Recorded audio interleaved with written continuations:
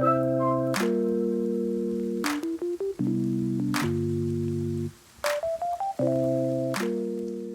hello everyone, and guys, thank you for being here and having this discussion with us on this day. You know that Father's Day is coming up in just a few weeks, and what's unique about Father's Day this year is that it lands on Juneteenth.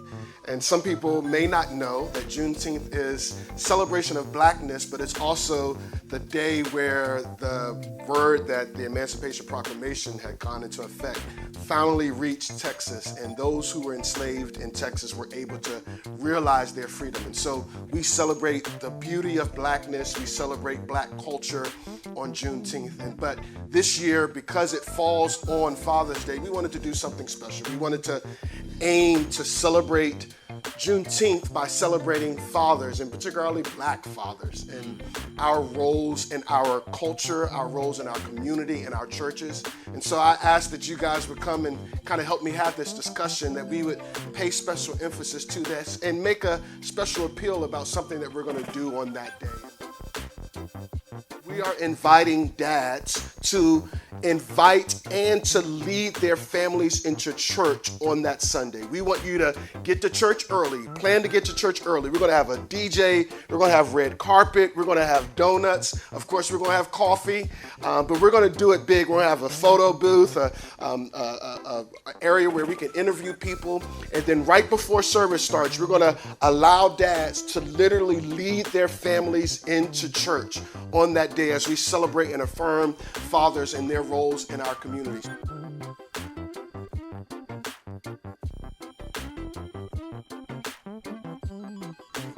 Did you all know that research and data suggests that if a father leads their family to church regularly, 3/4 of their children will attend church as adults?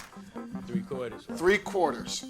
And so, Minister Kevin, a couple of weeks ago, I saw that you brought your boys to church, even though Pastor Tanya wasn't there that day. She had to preach out that day. Why did you feel that it was important to lead your family to church, even though your wife, their mother, wasn't going to be there that day?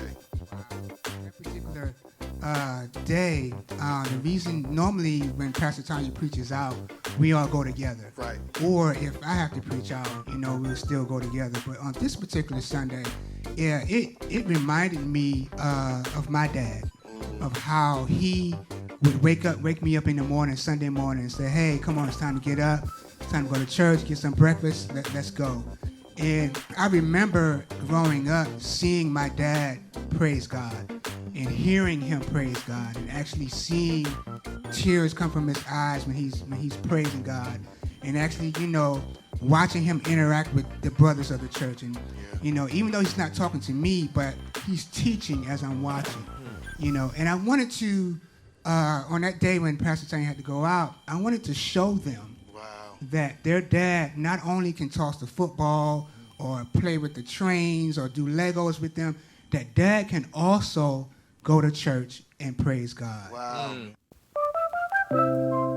That's why what we're aiming to do that day is so important, because we want to not only show the father and father figures that are doing this already, but also to, in a way, have it be aspirational and inspirational for other black men in our communities, that they would see us bringing our families to church, being celebrated and affirmed for doing so, and say, you know what, I want to be a part of that.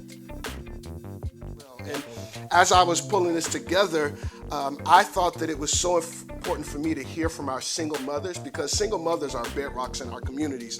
And as I was preparing, I really wanted to be sensitive to how we frame this discussion and this celebration and even this conversation that we're having, because I did not want to ostracize our single mothers. I didn't want them to feel like we were pushing them away or that we were unintentionally jarring them because of this celebration and affirming of fathers. And so I reached out to some of our single mothers in the church, and I was so encouraged by what they shared. One of them said, and I quote, "Even though our experiences with our individual fathers of our children may be lackluster, we still believe in and uphold black men in our community." But here's what she said: "We just need y'all to uphold and lead that fight from the front." So they want to see us leading the way. They want to see us getting involved. But they want to see us do it. And they want to see us do it from the front. Brother Lance, how do you see this role of black fathers and father figures leading from the front? What does that look like for the flourishing of our communities, culture, and churches? What do you think that looks like? That's a good question, Pastor Parent. When I think about it, do we necessarily have to be in the front? You know, sometimes we can lead from behind or lead in the middle. You know, we don't necessarily always have to be in the front, but we have to be working. And I think what's important also is that we have to take a look at ourselves. We have to understand our history, particularly black culture. We have to understand that and know that some of what we defined was defined for us, so we have to redefine that, right? And we have to redefine our role as black men in the church, and the church is responsible for that too. So I think that's where it starts.